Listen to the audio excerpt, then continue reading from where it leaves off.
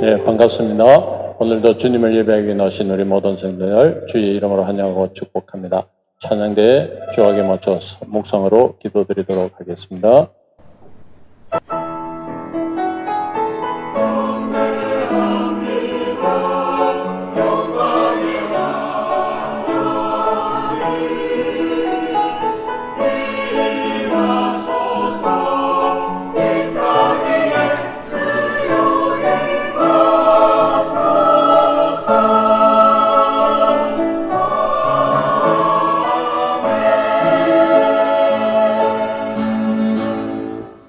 하나님 아버지 은혜를 감사드립니다. 오늘도 복되고 귀한 주의 날을 저희들에게 허락하여 주시고 주님만을 예배하는 자리에 저희들을 불러주시니 감사합니다. 주님, 저희들의 나옴을 용납하여 주시고 나온 저희들은 신령과 진정으로 온전히 주님만을 예배하는 귀한 시간 되게 하여 주시고 모든 생각과 우리의 모든 마음을 온전히 주님의 영광을 돌리는데 이 시간 사용되어지게 하여 주시옵소서.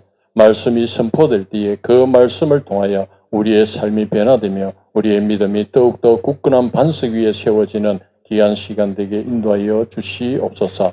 우리 주 예수님 이름으로 기도드렸습니다. 아멘. 같이 찬송하겠습니다. 찬송가 210장 시온성과 같은 교회입니다. 시온성과 같은 교회 그의 영광 하나가 허락하신 말씀대로 주가 친히 세웠다. 반석 위에 세운 교회 흔들 자가 누구랴. 모든 원수 해보사도 아무 근심 없보다. 생명샘이 솟아나와 모든 성도 마시니 언제든지 흘러넘쳐 부족함이 없도다. 이런 물이 흘러가니 목마를 자 누구랴.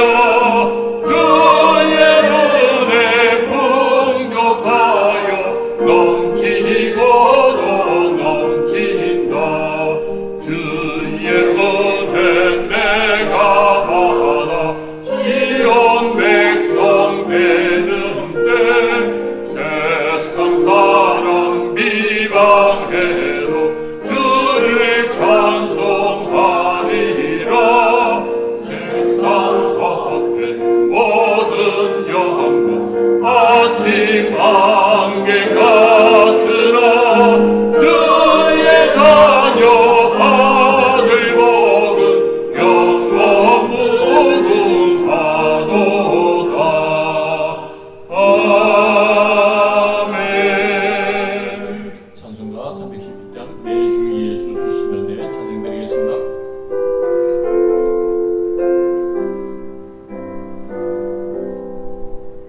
매주 예수 주시는 데 하나것만 내 주 앞에 이 적음도 받으리니. 주 예수여 내 정성을 받으소서. 주 날 위해 고배로운 피 흘리사 그 귀하신 생명까지 가주시니 내 천한 몸 이 생명을 왜 아끼랴. 주 예수께 비친 것이 하나것만 나 주 위해 드린 것은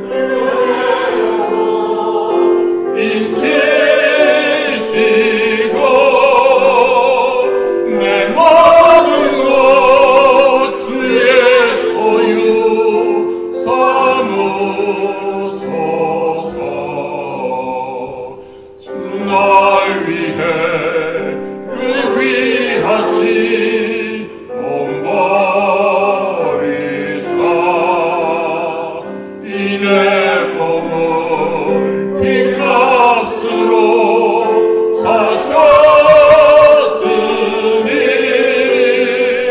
내 생명도 주 예수께 바칩니다. 다같이 자리에 일어나셔서 예수 우리 왕의 찬양 올려드리겠습니다.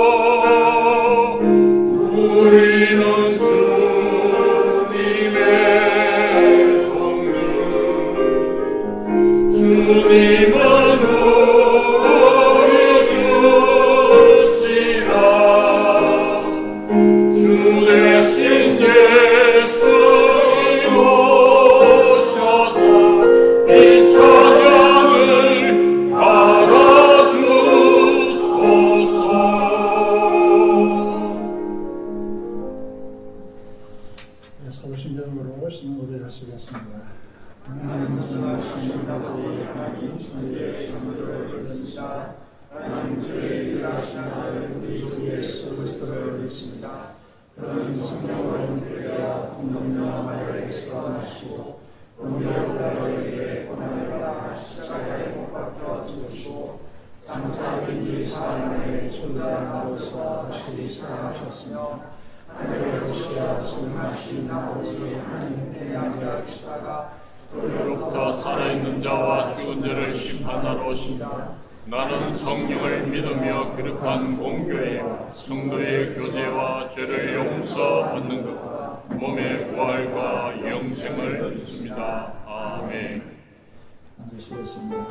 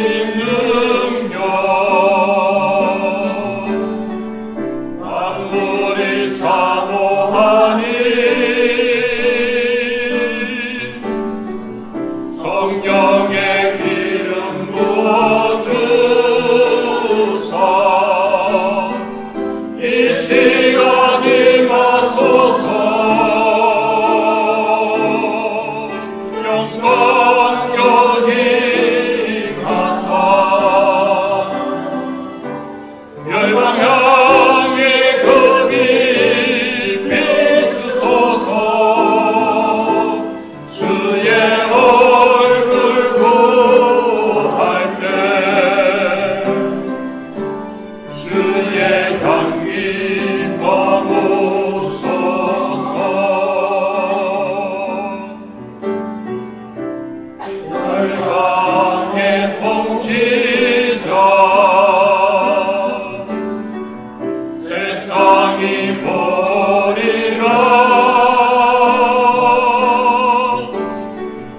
진실한 주의 약속으로 교회는 승리하리. 우리 돌아보사 강건케 하소서. 연약한 모두 벗어지고 승리케 하옵소서. 주 영광 여기 임하사 열방향에 금이 비추소서. 주의 얼굴 구할 때 주의 향기 와부소서.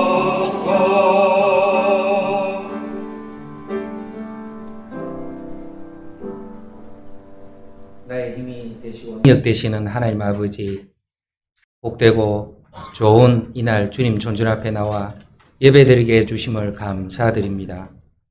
마음과 뜻과 힘을 다해 주님을 사랑하고 온전히 주님께 예배드릴 수 있도록 주님께서 인도하여 주시옵소서. 십자가 그 사랑을 알게 해 주시고 그 사랑을 나누고 전하면서 서로를 격려하고 칭찬하며 인정할 수 있는 아름다운 공동체가 되게 하여 주시옵소서. 참된 그리스도인으로 살아가는 것이 어렵고 힘들지라도 참고 인내하고 용서하며 기다리는 성숙한 우리 성도들이 다 되게 하여 주시옵소서. 이웃과 직장과 사업 터전 위에 주님을 알지 못하는 많은 분들에게 복음을 전하고 또 전해서 주께로 돌아오는 역사가 있게 하여 주시고 이를 통해 우리 교회가 부흥되게 하여 주시옵소서. 교회 학교가 부흥되기를 원합니다. 특별히 우리 청년들을 귀하게 여겨주시고 청년들을 격려해 주시고 또 안아주시고 장차 이 교회에 크게 쓰임받는 기둥들이 다 될 수 있도록 주님께서 역사하여 주시옵소서. 비전센터를 계획대로 잘 진행됨에 감사를 드립니다. 이 일을 위해 애쓰고 힘쓰는 분들을 격려해 주시고 강건함으로 붙들어 주시고 이 건축도 주님께 영광 드리는 건축이 되게 하여 주시옵소서. 남은 공사의 안정과 또 재정을 주님께서 간섭하여 주셔서 잘 마무리될 수 있도록 주님께서 인도하여 주시옵소서. 세우신 목사님 강건하게 붙들어 주시고 준비하신 말씀 선포하실 때 그 말씀이 우리 마음속에 깊이 새겨지고 이 말씀을 가지고 하루하루 살아갈 수 있는 우리들이 되게 하여 주시옵소서. 찬양대 정성껏 준비한 찬양 주님께 올려드릴 때 주님 영광 받으시고 우리가 날마다 찬송하며 살아가는 기쁘고 즐거운 우리들이 되게 하여 주시옵소서. 이 나라 이 민족이 하나 되게 하여 주시고 속히 남북이 서로 주님께 예배드릴 수 있는 그날이 돌아올 수 있도록 함께하여 주시옵소서. 더운 날씨에 우리 성도들 강건하게 붙들어 주시고 어디에서 무엇을 하든지 늘 주님께서 지켜주시고 또 오늘 이 주일을 위해서 곳곳에서 애쓰고 힘쓰는 분들을 격려해 주시고 위로하여 주시옵소서. 날마다 이 주일을 기다리며 또 지키는 일이 기쁨이 되게 하여 주시고 언제 어디에서나 일상이 예배가 되게 하여 주시옵소서. 항상 주님께서 저희들을 사랑하여 주시고 저희들이 하는 모든 일들에 주님께서 인도하여 주시니 늘 감사드리며 오직 주님께 영광 돌리며 살아가는 저희들이 되게 하여 주시기를 원하옵고 이 예배를 받아 흠령하여 주시옵소서. 감사드리며 예수님 이름으로 기도드립니다. 아멘.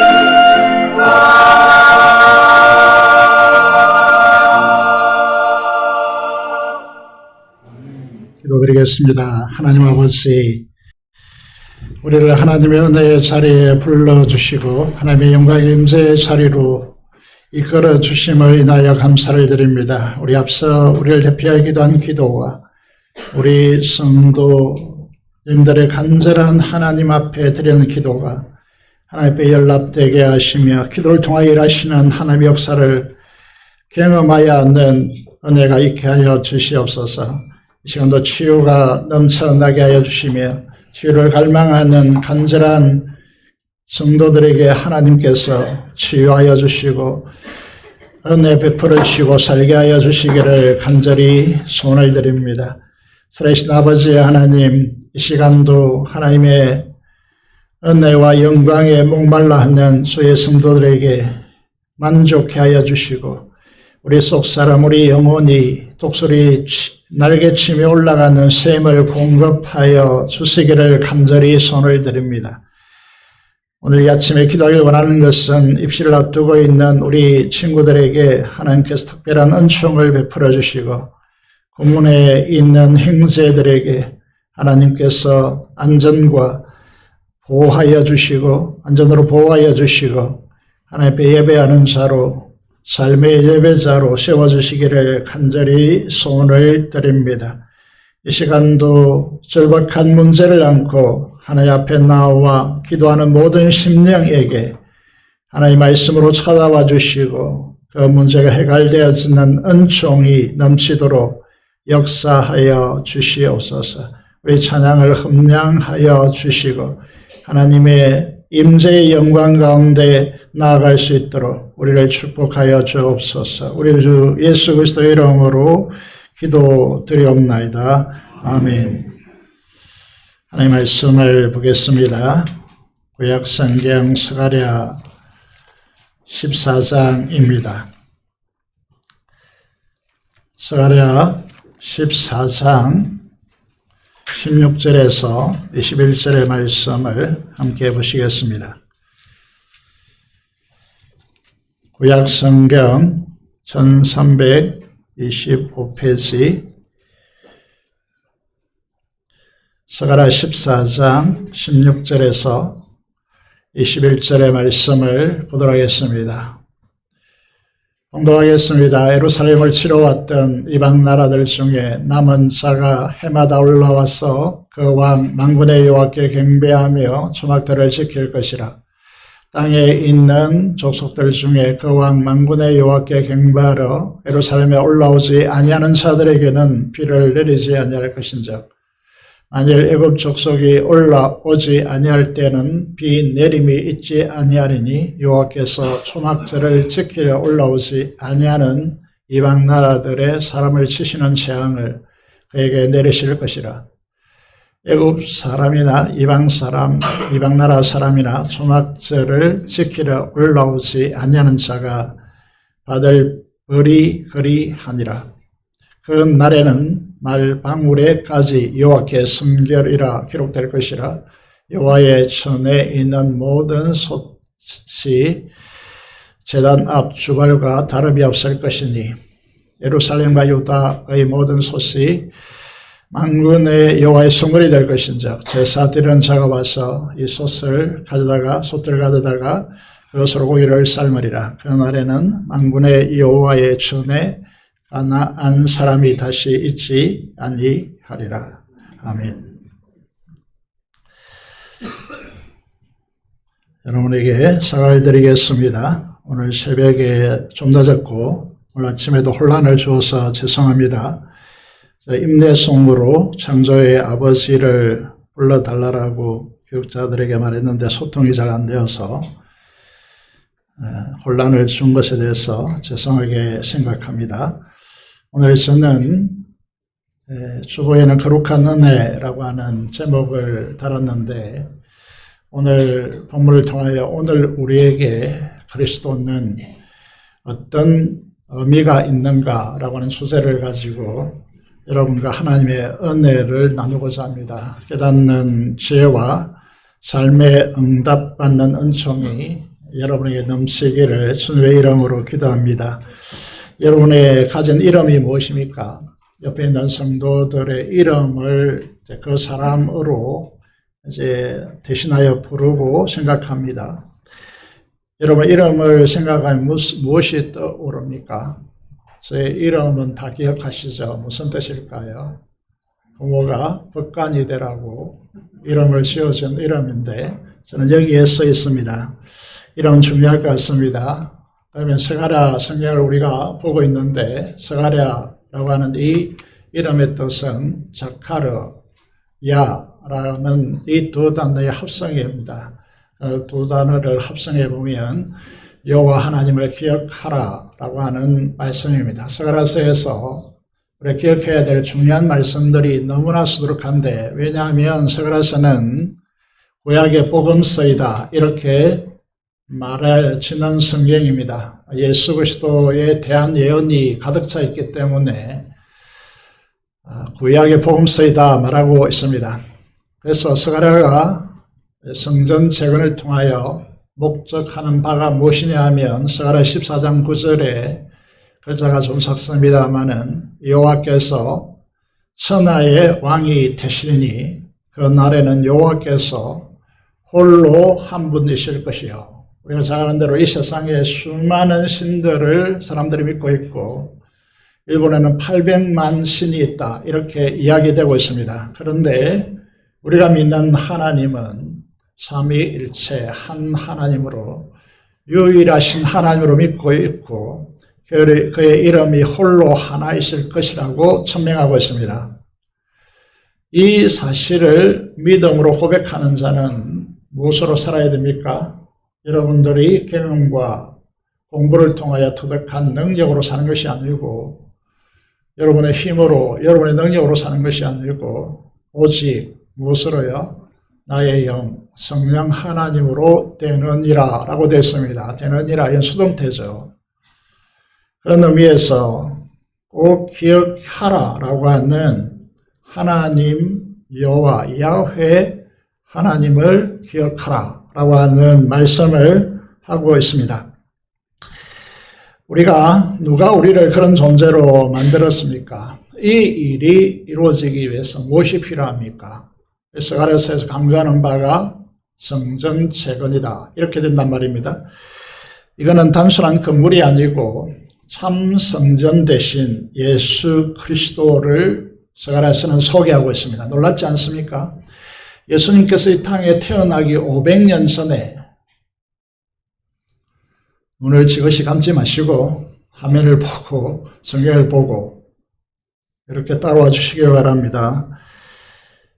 여러분, 그런 의미에서 우리는 성전 재건을 통하여서 참 성전 대신 그리스도를 제대로 아는, 그래서 하나님을 기억하는 하나님의 백성들이 되시기를 바랍니다. 성전의 영적 의미는 무엇입니까?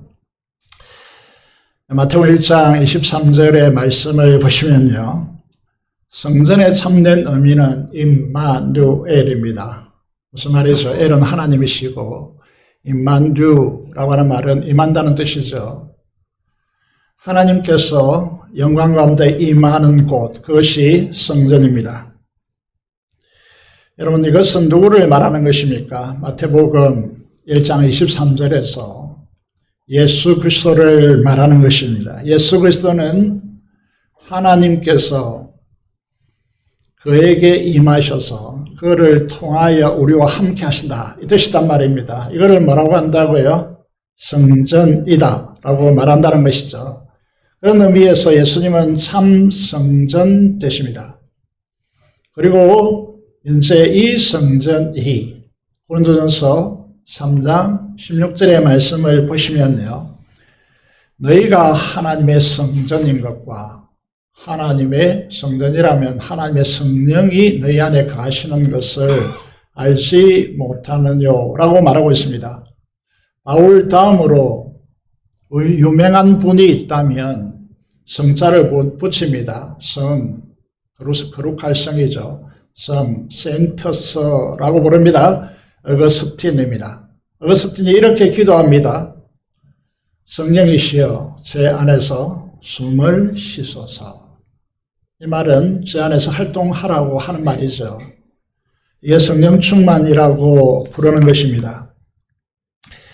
성령께서 우리 안에 계셔서, 여러분 안에 계셔서 주님이 여러분 안에 가시는 사람들, 이게 하나님의 성전, 우리의 존재이다라고 하는 것입니다. 그럼 우리에게 임하시는 하나님은 누구신가? 라고 하는 부분에 스가랴서에서 이렇게 말하고 있습니다. 스가랴서 12장 1절을 보겠습니다. 이스라엘에 관한 여호와의 말씀의 경고라 라고 말하고 있습니다. 경고라고 한다면 감이 별로 좋게 다가오지 않지만은 히브리어 원뜻은 무겁다라고 하는 말입니다. 하나님의 말씀을 무겁게 받아들이라고 말씀하고 있습니다. 공경이라는 말과 똑같은 말이죠. 부모의 말을 마음속에 맹심하고 그렇게 살아가는 자의 태도를 말하는 것이죠. 하나님의 말씀 무겁게 받아들이라, 경고라. 이 무겁다라고 하는 이제 다른 히브리어는 영광입니다. 하나님의 임재를 무겁게, 소중하게, 귀중하게 받아들이는 것을 말하는 것이죠. 하나님을 어떻게 말합니까? 여호와 곧 하늘을 펴시고 땅에 터를 세우시며 사람 안에 심령을 지으신 자가 가라사대.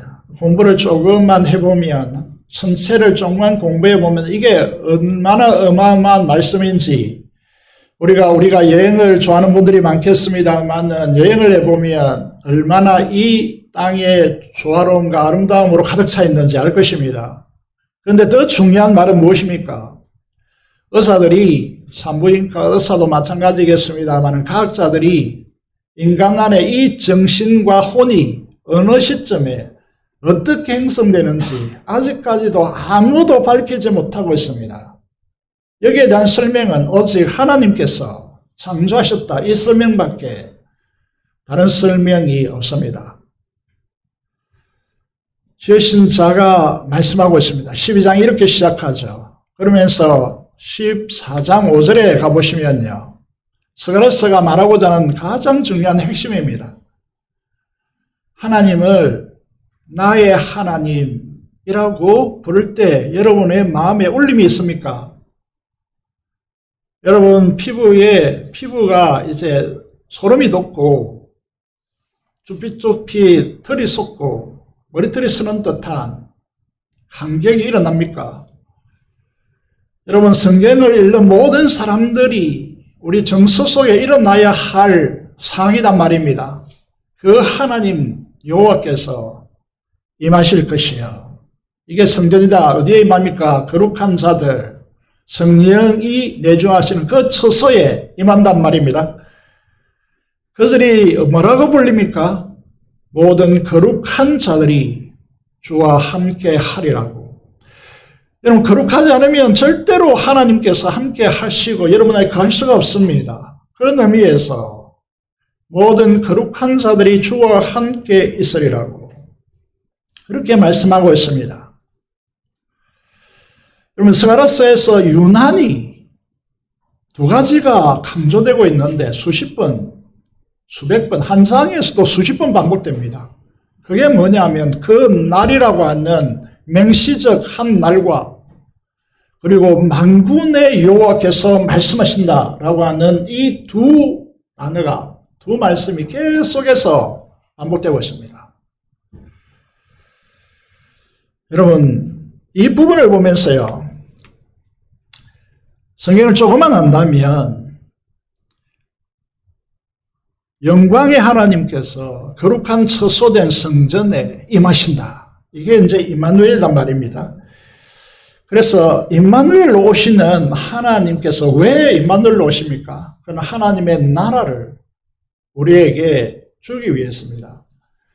하나님의 나라는 어떤 나라라고 말하고 있느냐 하면, 우리가 성경을 여러분들이 수조 확보했다고 생각합시다. 그러면 뭘 하고 싶습니까? 인간은 이 세 가지가 와야 행복한데, 하나는 어렵다라고 하는 부분입니다. 선하고 어렵다라고 하는 부분입니다. 이게 형성되지 않으면요, 우리의 행복을 가져올 수 없어요. 또 하나는 무엇입니까? 평강이라고 하는 부분인데, 여러분, 결핍되면요, 이것도 여러 가지 영역에서 이제 결핍되는 부분이 많죠. 특히 정서적으로 결핍된다. 이거는요, 수많은 돈을 쏴도 부어도 여러분 안 되는 부분입니다. 정서적인 결핍이 일어나면요, 여러분 만족을 누릴 수가 없는 거죠. 그래서 이게 이제 평강이라고 하는 하나님의 나라의 축복을 주고 희락, 즐겁고 기쁨을 주겠다. 이게 하나님의 나라단 말입니다. 무엇을 통해서 옵니까? 이게 성경이 말하고자 하는 핵심이단 말입니다. 그런 의미에서 하나님께서 우리에게 임하시는 이유는 바로 이런 것입니다. 그래서 하나님께서는 예언과 그리고 성취라고 하는 구조를 항상 취합니다. 성경을 보시면요, 짝이 있다 그렇게 말씀하죠. 구약에 예언했으면 신약에 성취되는 부분이 있다는 거죠.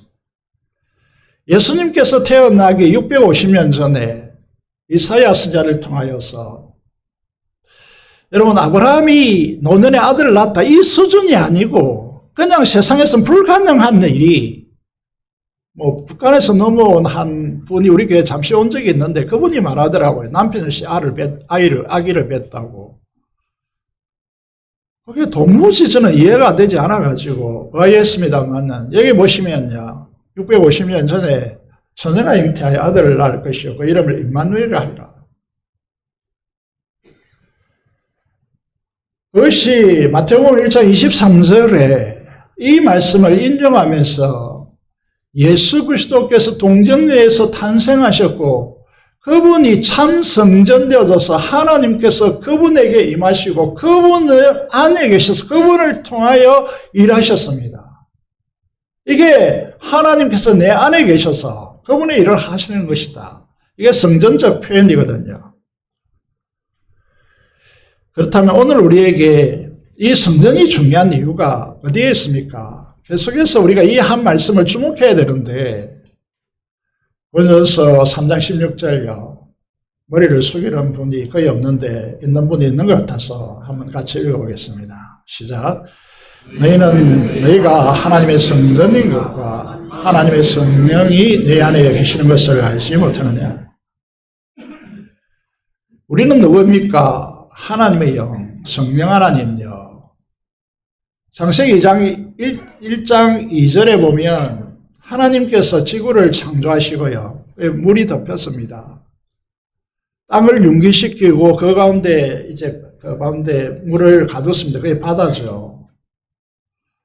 그 가운데 생명이 어떤 이 지구촌에 생명을 부여하시고 아름다운 초록 속에 빛나는 별이 되도록 만드신 분이 누굽니까? 성령 하나님이십니다. 그 성령께서 우리 안에 가시는단 말입니다. 믿습니까? 그러면 이 사람들 어떻게 세상에 나타날까요? 여러분, 이런 퀴즈가 있지 않습니까? 단계별로 10가지 해가지고 맞추는 그 퀴즈가 있습니다. 10가지를 제시하시니까, 할 테니까 맞춰보세요. 1단계에서 맞추는 건 대단한 분이죠. 세상 가뭄과 기근으로 고통당합니다.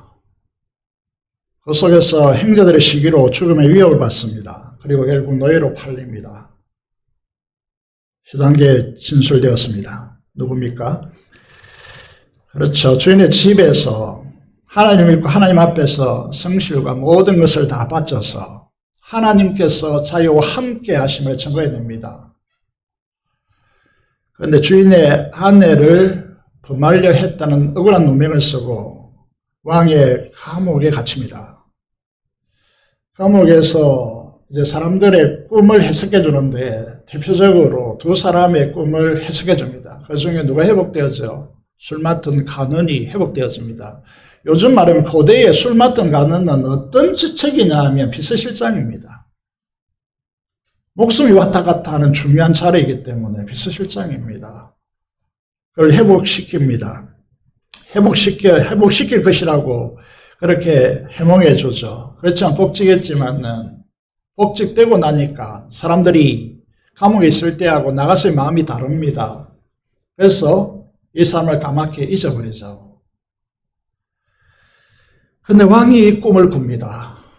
이 꿈을 해석할 사람이 없었습니다. 그래서 그때야 이 술관은 비서실장이 자기가 감옥에 있었을 때 일을 기억해냅니다. 그를 부릅니다. 누굽니까? 요셉입니다. 요셉이 왕의 꿈을 해석합니다. 그때에 왕이 어떻게 이야기합니까? 이렇게 이야기합니다.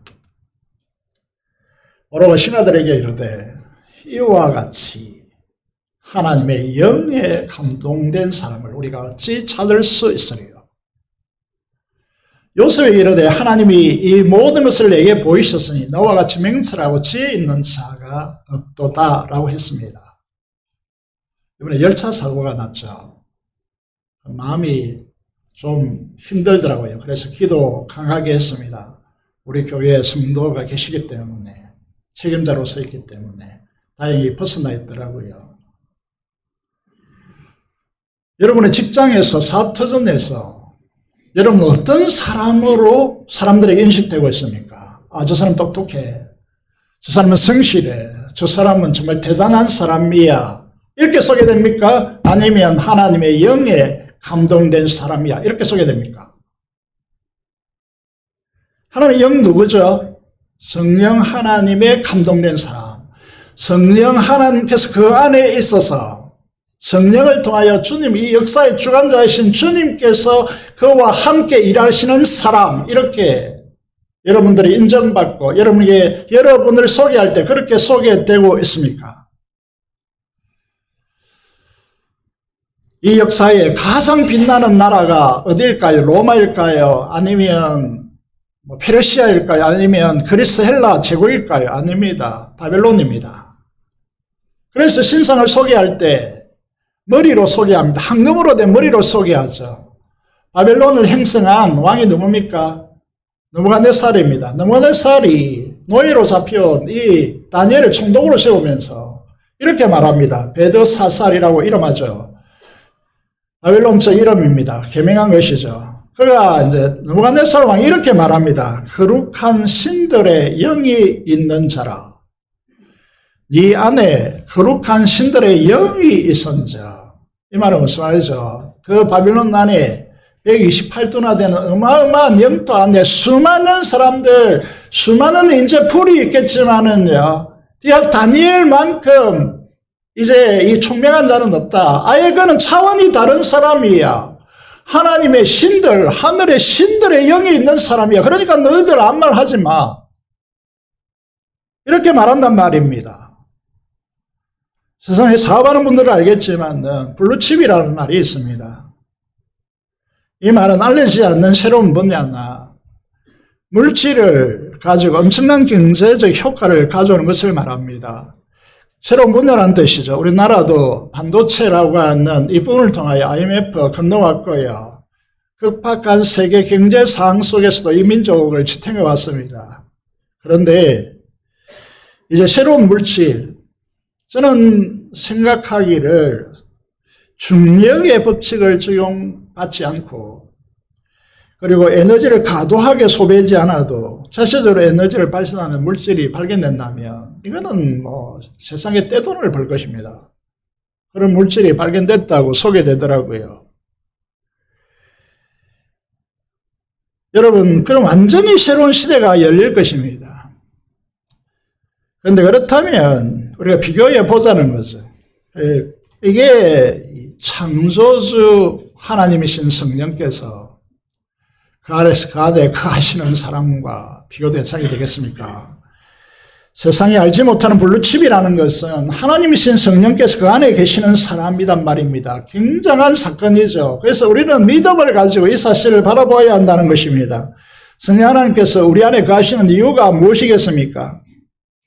임마누엘 되시는 주님과 연합하여 창조주 하나님이신 주님께서 우리와 함께 일하셔서 그 하나님 나라를 펼치는 것입니다.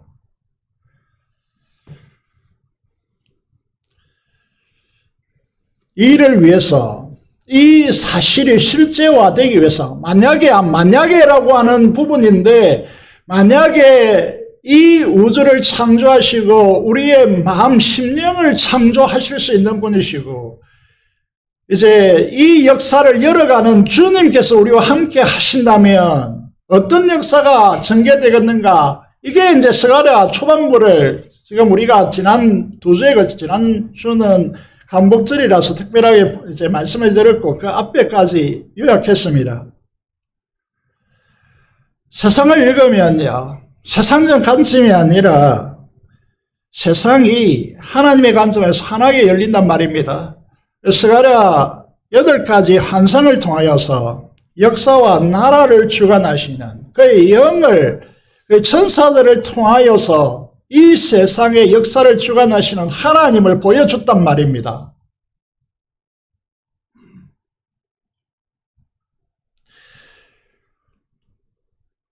여러분, 그 후에 이제 어떻게 전개하느냐면 예수 그리스도를 우리에게 소개하면서 집중합니다. 스가랴서 9장 9절을 보시면요.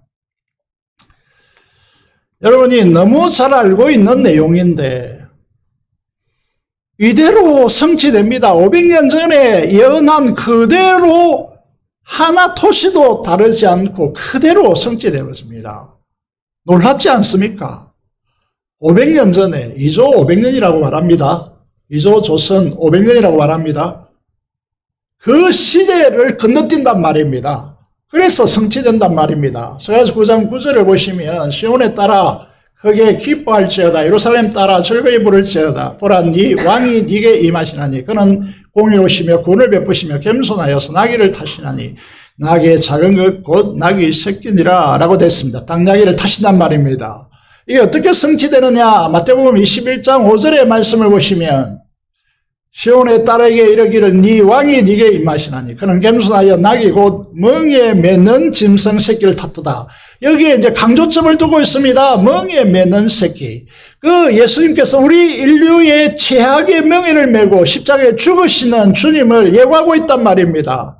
새끼를 탔도다 하라 하였느니라 라고 선포되면서 주님께서 당나귀 새끼를 따고 한 번도 타보지 않는 새끼를 따고, 여러분 잘 아시겠습니다만 시골에서 자란다는 분들은 아십니다. 소를 끌고 와서 멍에를 메고 쟁기를 끌게 하는데 얼마나 많은 시간이 걸리고 훈련을 해야 되는지, 그의 고집을 꺾지 않으면 어떻게 되죠? 뛰고 날뛰고 그것도 새끼인데요. 이게 순종하겠습니까? 하나님의 역사 아니고는 설명이 되지 않는 부분이죠. 여러분, 이게 이 8가지 안상을 통해서 4가지 내 말에 뵌 거를 이제 영에 의해서 세상에 내보내시는 제국의 역사를 열거하고 난 뒤에 그 뒤에 오시는 참된 왕이 어떤 모습으로 우리에게 오시는가를 보여준단 말입니다. 두 번째 메시아의 장면 다 설명할 수 없기 때문에 가룟 유다에 의해서 은 30에 팔려서 대제사장에 넘겨지고 신문받고 십자가 처형당하는 이 예수 그리스도의 십자가를 우리는 너무 잘 알고 있는데 스가랴서 11장 12절에 13절에 이렇게 연해 놓고 있습니다.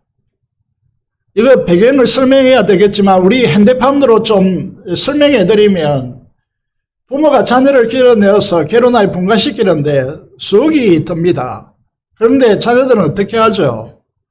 부모님 은혜를 뭐라고 합니까? 생일 때 뭐 10만 원 상품권 주면서 고맙다, 뭐 이 표시 뭐 꽃 하나 케이크 하나 사고 이렇게 해버리죠. 하나님께서 베푸신 은혜에 비교하면 하나님 앞에 반응하는 우리의 은혜 방식이 너무나 가볍다라는 것이죠.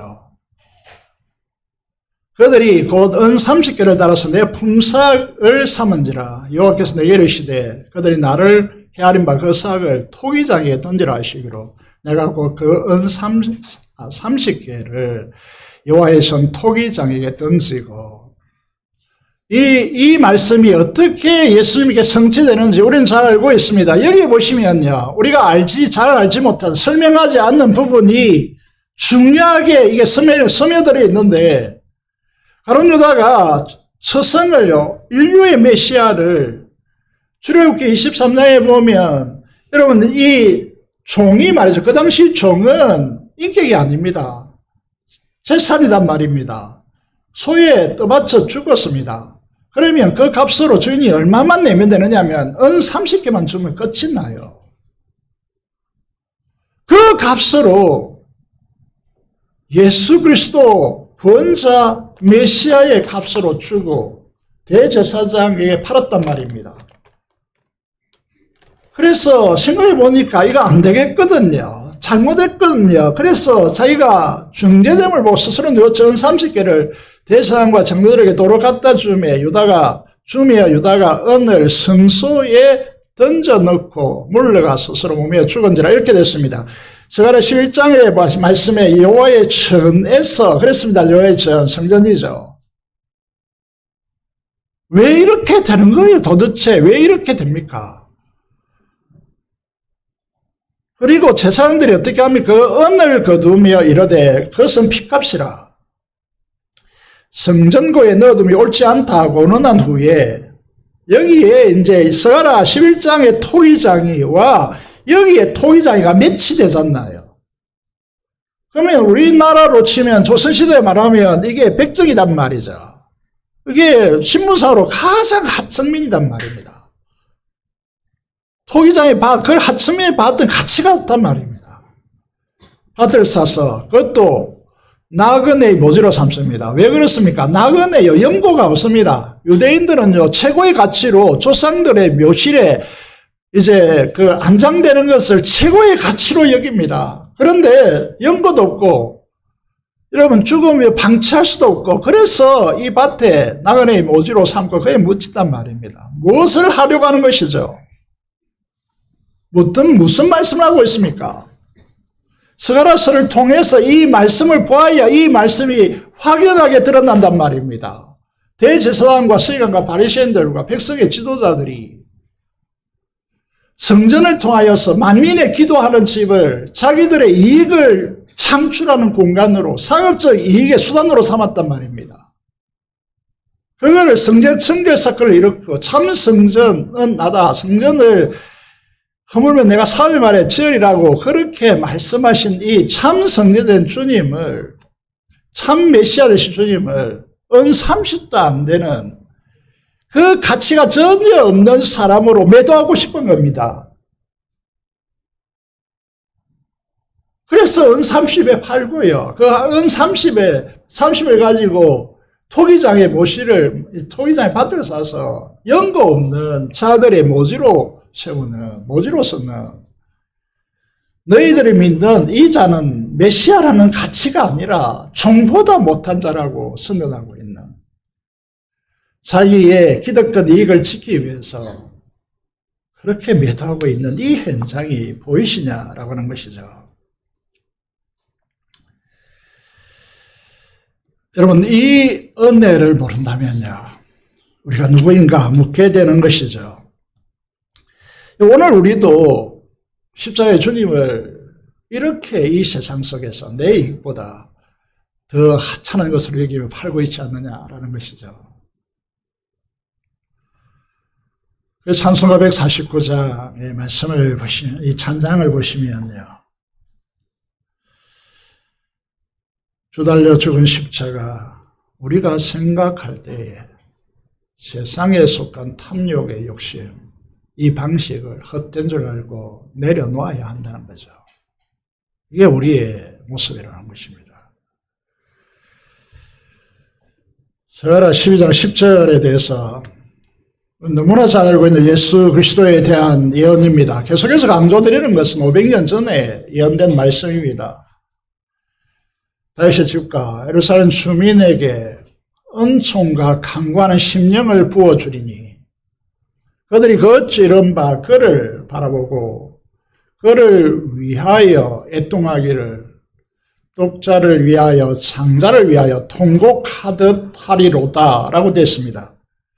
애굽에서 하나님의 심판이 일어났을 때에 바로의 장자로부터 짐승의 새끼까지 모든 장자들은 다 죽었단 말이에요. 그때 애굽 전체를 뒤덮은 애통에 대해서 생각을 하면서요, 이 말씀을 기록합니다. 자세히 읽어보시면, 왜 자세히 읽어보라고 하느냐면, 하나님의 말씀은요, 그냥 스쳐 지나갈 말씀들이 한 군데도 없기 때문입니다. 다윗 집과 예루살렘 주민의 이는 언약 백성들을 말하는 것이고, 그들에게 은총과 강구하는 심령을 부어주리니, 은총과 강구하는 심령을 부어준 자만이 어떤 은혜를 깨닫느냐 하면, 그들이 다윗 집과 예루살렘 주민입니다. 그들이 찌른 바 그를 바라보고 그를 위하여 애통하게 될 것이다 라고 말합니다. 여러분, 이 부분에서 이게 사도행전 2장 36절에서 성취되어지는데요. 사도 베드로와 그의 주님의 제자들이 설교합니다. 너희가 십자가에 못 박은 이 예수를 그랬습니다. 이게 오순절에 디아스포라고 해가지고 세계에 흩어져 있는 유대인들요. 그들이 예수님의 십자가 수행 때 그 장소에 있었습니까? 6월절이기 때문에 있을 가능성이 높지만은 다는 아닐 것입니다. 그런데 뭉뚱그려서 너희가 그랬습니다. 너희가. 십자가에 못 박은 이 예수를 그들이 그 찌른 바 자기 손으로 그를 찔렀단 말입니다. 그를 이제 은총과 강구하는 심정을 부어주니까 내 죄가 다른 사람이 아닙니다. 이 바리새인과 대제사 사장이 아니라 내 죄 때문에 예수님께서 십자가에 찔리고 십자가에 못 박히고 찔렸단 말입니다. 이 사실을 아는 자들은 자신의 죄악 때문에 눈물 짓고 애통해하고 이렇게 가야 정상이단 말입니다.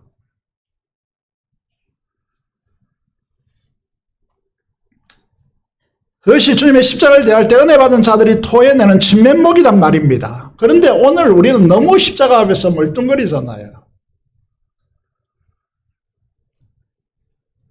그러면 이것을 이제 제가 강조를 해놨는데, 그들이 그 찌른 바 그를 바라보고 그를 위하여 애통하기를, 그가 누구냐는 거죠. 이게 번역이 그림책하기 때문에 표시를 해놨습니다. 1번을 딱 적어가지고 히브리 원어는 그를이 아닙니다. 나를 이라고 되어 있습니다.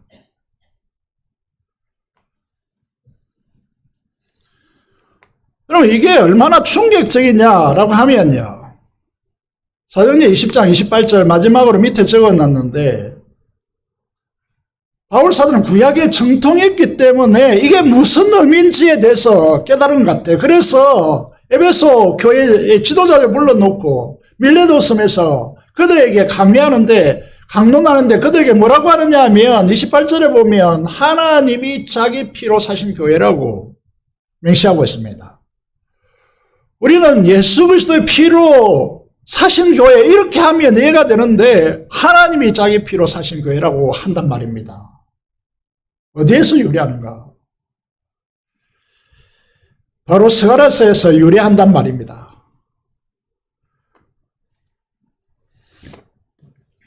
그래서 우리가 이제 찬양을 부르죠.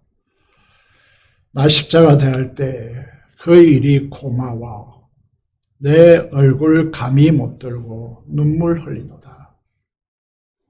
십자가를 바라볼 수도 없고 음실할 수도 없어서 고개를 푹 숙이고 내 죄로 인하여서 지옥 행벌 받은 주님의 십자가를 생각할 때 흐르는 눈물을 주체할 수 없었던 것이 우리 신앙의 선조들이었단 말입니다.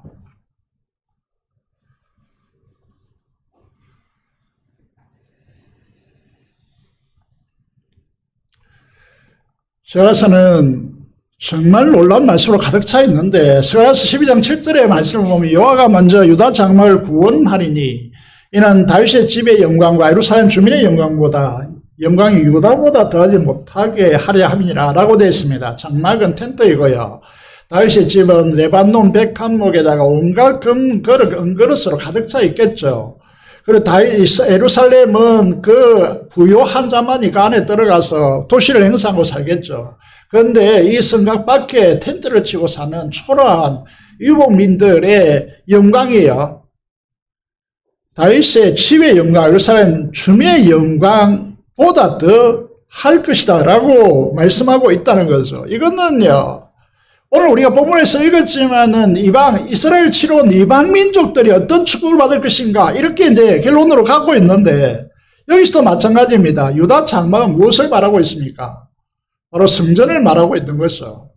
여러분, 이 세상에 아무리 화려하게 보이는 부와 권력으로 가득 차 있다 할지라도 성전된 우리보다 그 영광은 더할 수는 없다.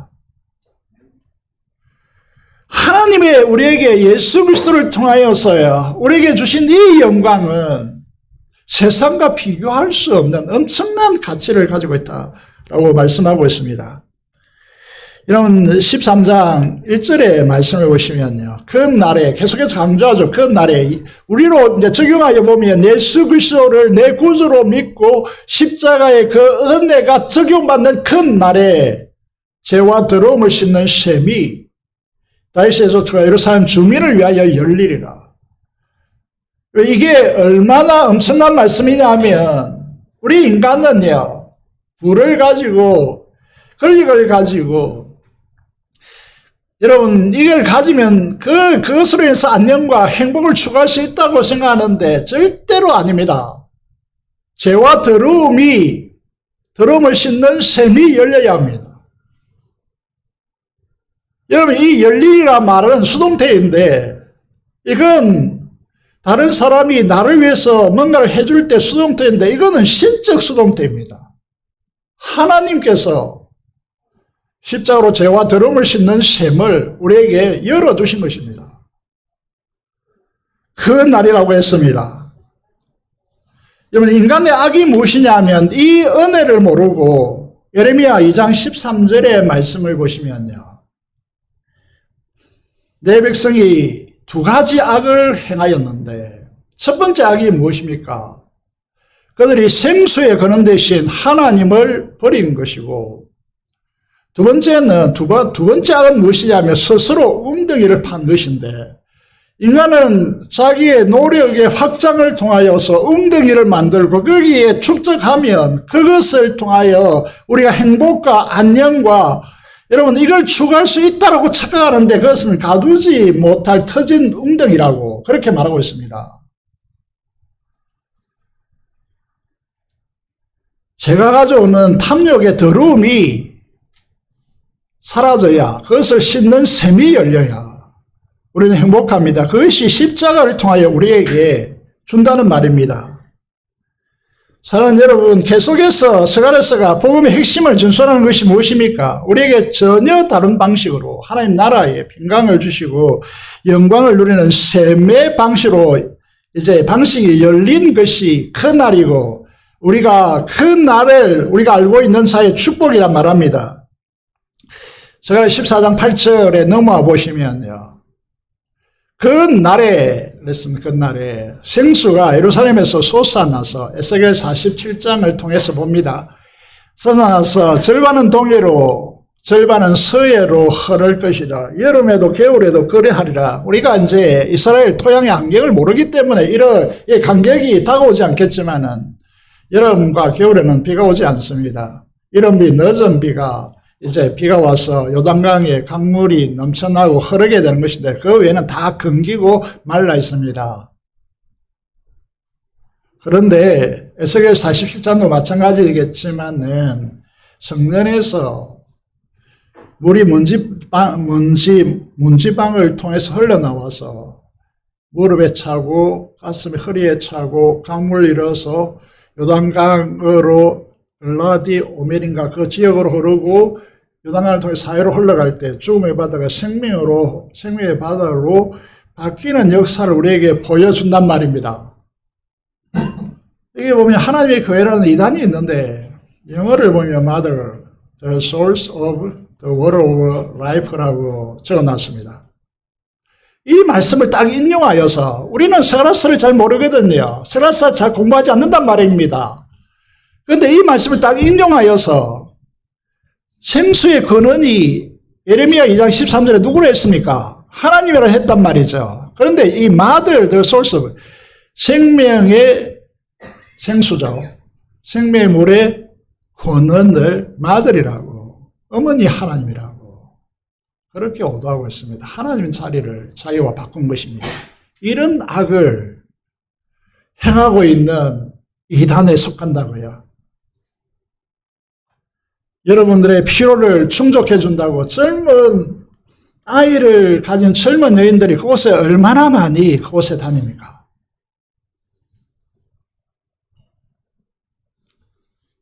이단이 들끓는 이 시대에서 정신을 차리고 진리의 말씀에 속해야 합니다.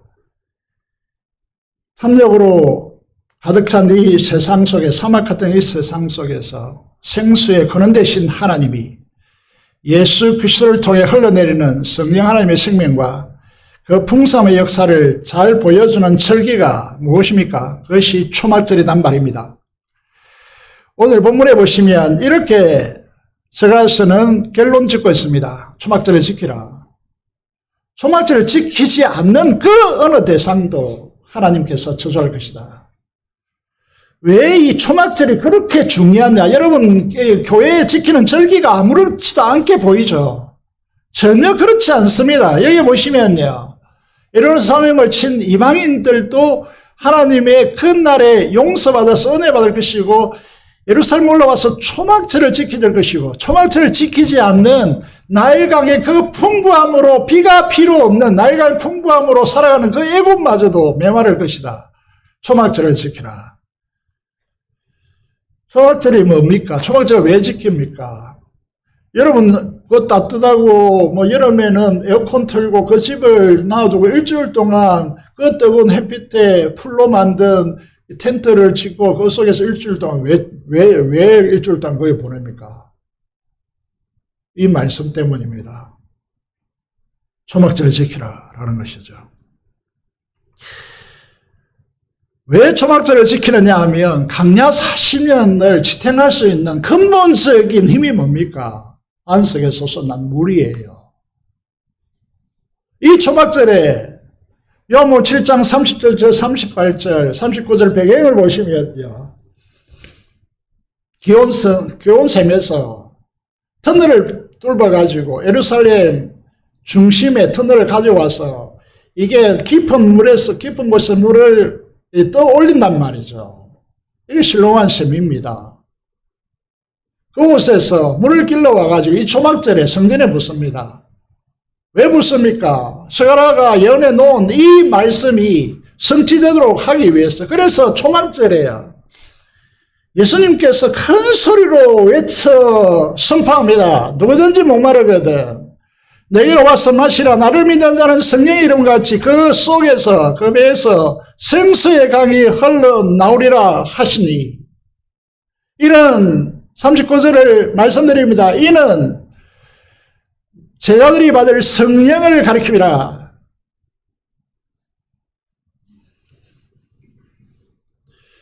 그래서 스가랴 4장 6절에서 이는 너의 힘으로도 안 되고 능력으로도 안 되고 오직 나의 영으로 되느니라 말씀하고 있는 것입니다. 20절을 보십시오. 그날에는 모든 소뿐만 아니라 말바울까지 여호와께 성결이라 기록될 것이고, 이런 거룩할 성자에다가 깨끗할 결자를 씁니다. 한 마음을 가진 자들, 오직 하나님께로 향하는 자들이요, 그들이 하나님의 말씀으로 사는 자들, 이들이 거룩한 깨끗한 무리들이에요. 이게 교회단 말입니다. 주님이 셈이 되시고 생수의 강물인 성령 하나님의 역사로 우리가 거룩한 성전이 되고 말씀과 기도라는 수로를 통해서 우리 주변에 생수의 강물을 흘러내야 한다는 것입니다. 12절을 보시면요.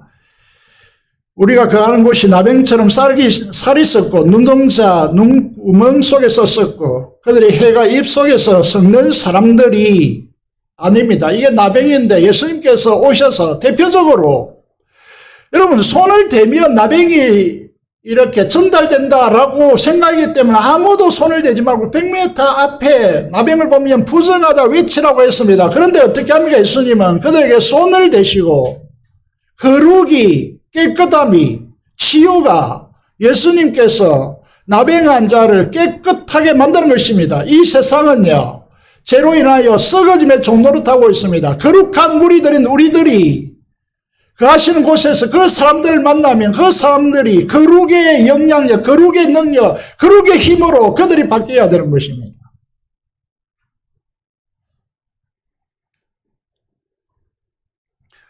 스가랴의 목표는 분명합니다. 나의 하나님 여호와께서 임하실 것이요. 그게 성전이죠. 우리는 하나님, 삼일째 하나님이 임하여 있는 곳입니다. 모든 거룩한 자들이 주와 함께 있으리라 라고 말씀하고 있습니다. 여러분, 그리스도인들이 믿음으로 어렵다 함을 받는다. 여기까지는 다 동의합니다. 직접 동의라고 할 수 있습니다. 저번에 간호사님이 수요 예배 때 설교할 때 직접 동의는 믿음이 아닙니다. 믿음의 한 단계일 뿐입니다. 우리가 믿음으로 어렵다 함을 받았으니 이 사실을 모르는 분은 아무도 없을 것입니다. 스가랴서 강조하는 부분이 무엇입니까? 우리 주 예수 그리스도로 말미암아라고 하는 이 단어에 구약 전체가 다 쓰였습니다. 이 말이 이해됩니까? 말미암아 하나님과 더불어 화평을 누리자. 이 화평이라는 단어는 결핍된 공간에 사막 가운데 물을 부어도 소용이 없는데 그 빠져나가는 속도보다 더 넘치는 현상, 이게 화평이에요. 결핍에 공급하십냐? 여러분 왜 여러분 분노합니까? 왜 여러분 싸웁니까? 화평이 없기 때문이에요. 하나님의 공급하심을 확신할 수 없기 때문이에요. 이게 없으면 미래를 전진할 수 없습니다. 또한 그로 말미암아 우리가 믿음으로 서 있는 이 은혜에 들어감을 얻었으며 강의를 했습니다. 이 부분을 해석해 보겠습니다. 믿음으로 서 있는 이 은혜에 들어감을 우리는 예수 그리스도로 말미암아 얻었습니다. 그런 얻은 자라면 무엇을 해야 됩니까? 성전된 우리가 하나님의 임재하심, 그 임재하심을 영광이라고 표현하고 그 영광을 바라고 즐거워하느니라. 즐거워하는다는 단어를 헬라어를 가지고 해석해 드렸습니다. 세 가지로 말씀드렸습니다. 하나는 이 영광을 바라고 소망하고요. 즐거워한다는 이 말이 세 가지 의미가 함축되어 있는 단어입니다. 하나는 무엇이라고 했습니까? 자랑스러워하는 겁니다. 여러분, 올림픽 선수가 자기의 최고를 다 바쳐서 금메달을 땄을 때 느끼는 그 자랑스러움요, 이것과 비교할 수 없는 하나님의 영광, 하나님께서 그의 모든 것을 다 부어서 구가하는 하나님의 영광요, 그 영광을 우리에게 부어주시기 때문에 그 영광을 바라고 자랑스럽게 여기고 명예롭게 생각하고 기뻐한단 말입니다. 이것이 환난을 넘어서는, 여러분에게 있는 어려움을 넘어서는 힘입니다. 사랑하는 여러분, 이제 우리는 믿음으로 서 있는 이 은혜를 부여받은 자들입니다. 스가랴서를 통하여 큰 날에 하나님께서 주님의 십자가를 열어놓으신 이 엄청난 역사를 여러분들이 바라본다면 이제는 여러분들이 지적으로 그렇구나 라고 하는 이 수준에서 놀 것이 아니고 누리자 즐거워하느니라 라고 하는 이 신앙이 형성되어서 비전센터를 짓고 있는데 건물 지으면 뭐합니까? 이 영적인 역사가 저와 여러분을 통해서 우리 안에서 우리 공동체를 통해서 뿜어져나고 흘러내려야죠. 이런 축복이 저와 여러분에게 넘쳐나기를 주님의 이름으로 축복드립니다. 기도를 드리겠습니다. 하나님, 성전인 우리를 통해 이 거룩과 영광이 확장되어지는 역사의 통로로 우리를 삼아달라고 기도하시고 면접봉과 통해 받는 선교사를 통해서 하나님께서 일하여 달라고 기도하도록 하겠습니다. 기도하겠습니다. 살아계신 아버지 하나님, 은혜를 감사합니다. 오늘도 우리를 불러주셔서 하나님의 역사를 감당하게 하시고 하나님의 역사 안에서 우리를 채워주시니 감사해 드립니다. 하나님, 우리를 축복하여 주시고 하나님의 은총이 넘치도록 역사하여 주시옵소서. 이 민족 붙들어 주시고 피 없는 통일을 쏟게 허락하여 주시며 파수꾼의 선교사를 통하여 일하여 주시옵소서. 우리 공동체가 성령 하나님의 역사로 기뻐하며 즐거워하며 풍성함이 넘치도록 역사하여 주시옵소서. 감사드리며 우리 주 예수 그리스도의 이름으로 기도드리옵나이다. 아멘. 선수가 63장 찬송 드리면서 준비한 대로 헌금하도록 하겠습니다.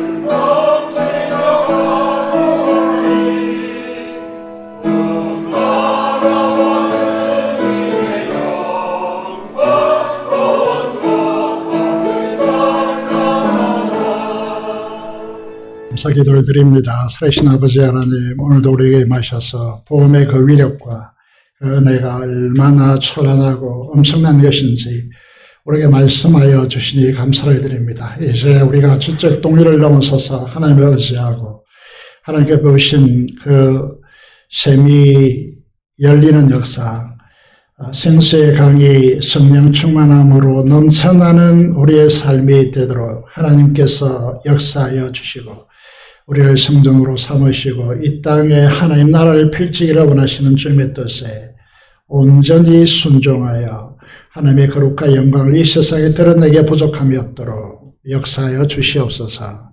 주를 마실 저 목적을 따라 하나님 앞에 헌금하게 하심을 감사합니다. 드릴 모든 종들의 이 드림을 하나님께서 음량하여 주시고 하나님께서 친히 일하여 주시기를 간절히 손을 드리며 감사로 하나님 앞에 제사 드리며 기도하는 모든 심령들을 붙들어 주시고 그 기도에 응답하게 하시며 감사하는 자들에게 하늘님의 그 엄청난 구원을 보이리라고 말씀하시는 대로 구원의 감격과 그 은혜 가운데 살아가는 은총이 넘치도록 역사하여 주옵소서. 감사를 드리며 우리 주 예수 그리스도의 이름으로 기도드리옵나이다. 아멘.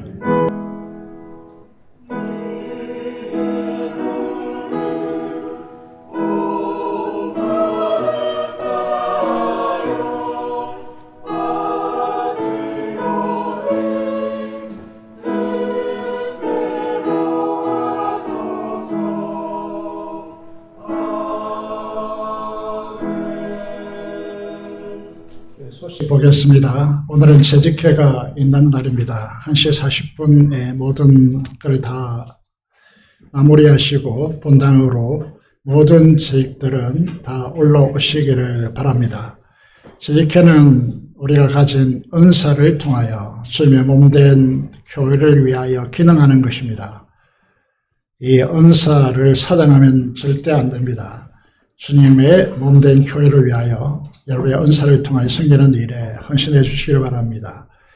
오늘 오후 찬양 예배 후에 당회를 가지겠습니다. 다음 주에는 청소년 헌신 예배입니다. 초청될 강사 최세롬 목사입니다. 목사님이십니다. 기억하시고 기도해 주시길 바랍니다. 비전센터 공사를 위해서 안전과 여러분 이게 채워짐과 또 여러 가지 이제 부부를 위해서 꼭 기도해 주시기를 바라겠습니다. 우리의 손으로 짓기를 원합니다. 함께 하실 수 있는 분은 함께 오셔서 도우시기를 바랍니다. 금요 성령 집회 9월 5일부터 금요일 저녁 9시에 가집니다. 9월 5일은 개혁을 앞두고 사역을 앞에 두고 성령 충만한 사역과 또 학업을 잘 감당하기 위하여 비전이 열리기 위해서 특별한 기도회로 시작합니다. 함께 해주시길 바랍니다. 올 사역이 시작되겠습니다. 목자 모임 계속해서 광고를 내고 있습니다. 젊은 세대 남자 목장 전문인들과 함께 꼭 모여주시길 바랍니다. 이영균 집사님이 힘들어하고 있습니다. 이 여름철 잘 지나갈 수 있도록 건강을 회복할 수 있도록 위해서 기도해 주시기를 부탁드리겠습니다. 다 같이 일어나셔서 찬송가 4장 찬송 드리겠습니다.